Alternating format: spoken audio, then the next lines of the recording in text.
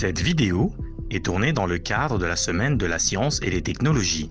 Son contenu correspond au programme du domaine d'apprentissage des sciences du ministère de l'enseignement primaire, secondaire et technique, développé dans le cadre du projet d'éducation pour la qualité et la pertinence des enseignements au niveau secondaire et universitaire. Le règne végétal est composé d'une très grande diversité d'espèces de végétaux. Dans cette vidéo, nous allons mettre en évidence les structures que l'on retrouve dans le plan architectural de la plupart des plantes. C'est parti!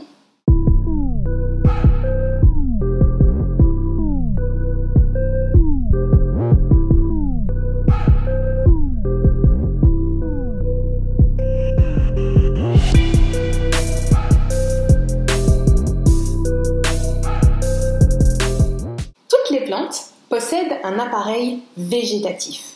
Celui-ci est composé de la feuille, de la tige et de la racine. La fleur que nous aimons admirer chez une plante constitue, quant à elle, l'appareil reproducteur. Commençons par décrire les rôles de l'appareil végétatif. La fonction première des feuilles est de capter la lumière dont la plante va se nourrir, et elles vont aussi capter le gaz carbonique présent dans l'air pour pouvoir produire de l'oxygène et du glucose. C'est du sucre. Bon. Avant que les plantes puissent synthétiser du sucre, du glucose et de l'oxygène dans leurs feuilles, il faut quand même ajouter un élément important dans notre équation. Il manque de l'eau. Il faut que la plante réussisse à faire rentrer de l'eau dans ses feuilles. Et savez-vous par quel chemin l'eau va atteindre les feuilles?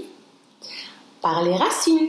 Et oui, les feuilles, elles, ne sont pas équipées pour capter directement l'eau qui tombe du ciel, par exemple.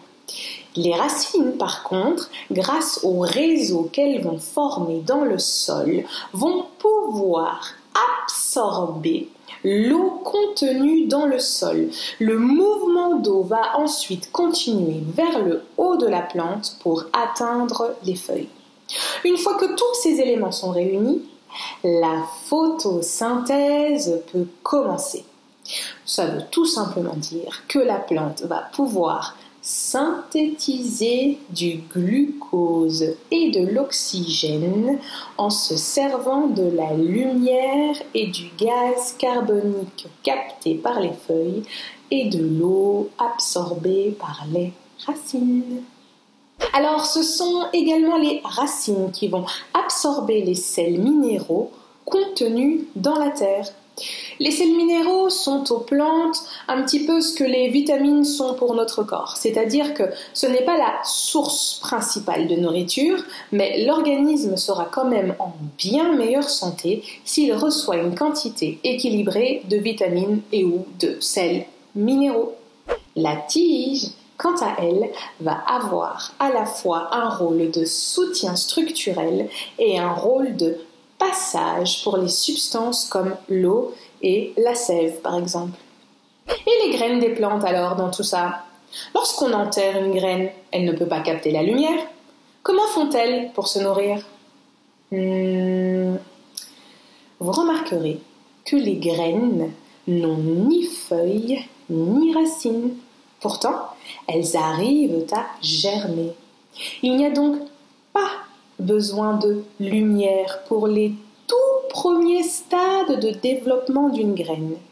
Il y a dans la graine une réserve de nourriture suffisamment grande pour que l'embryon de la plante caché dans la graine puisse commencer son développement, à condition qu'elle soit arrosée d'eau et que la graine soit dans des conditions de température précises.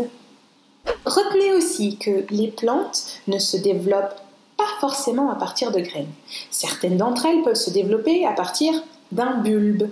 D'autres enfoncent des tiges dans la terre pour donner de nouvelles plantes. Et parfois, on peut même planter un morceau précis de la plante qui prendra racine pour donner une autre plante. Terminons cette leçon en décrivant l'appareil reproducteur de la plante, plus communément appelé la fleur. Comme son nom l'indique, cette partie-ci de la plante va servir à la reproduction. Faisons un zoom sur les différentes pièces florales. À la base et à l'extérieur de la fleur, on trouve les sépales. Elles ont généralement la forme et la couleur des feuilles, mais sont de plus petite taille.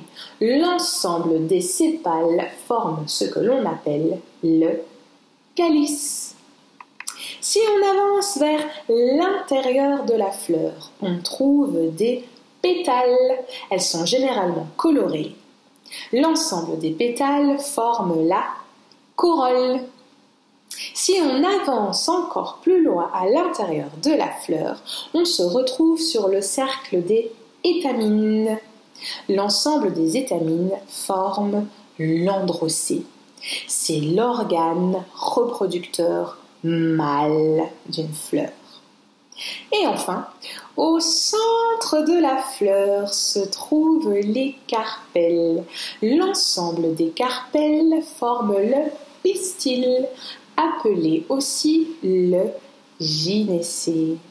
C'est l'organe reproducteur femelle d'une fleur. Et oui, même dans une fleur, on peut différencier les structures reproductrices mâles et femelles. Pour vérifier que vous avez bien tout compris, je vous demande de décrire à quelqu'un d'autre la structure architecturale d'une plante et aussi d'expliquer les rôles de ces différentes parties en utilisant les mots suivants. Un appareil végétatif, une feuille, une tige, une racine, une photosynthèse, un appareil reproducteur, un calice, une corolle, un androcée, un gynécée. Il faut donc réussir à expliquer le rôle de toutes ces structures en utilisant tous les mots cités. À vous de jouer. Pour ma part, c'est fini. Je vous dis à bientôt et surtout, prenez bien soin de vous.